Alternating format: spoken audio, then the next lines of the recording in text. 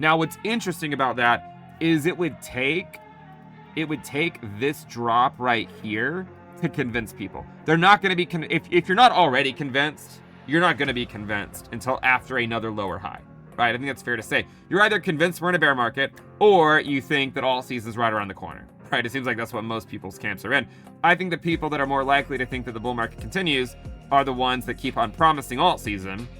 So they're more incentivized to think like, oh, well, if there's not an alt season, then that means everything else they've said is wrong about this cycle. But remember, in 2019, on this lower high, it was not an alt season. Yes, some altcoins went to new all-time highs, and some could on a counter trend rally back up, but most did not go to a new all-time high. So I think the only way you're going to convince the final holdouts that it is in fact a bear market is after we sweep a low and after it forms into a macro lower high. That's the only way. The problem is that if you do get another drop after a macro lower high, and then you finally convince those super cycle guys that it is in fact a bear market, they might end up capitulating the bottom.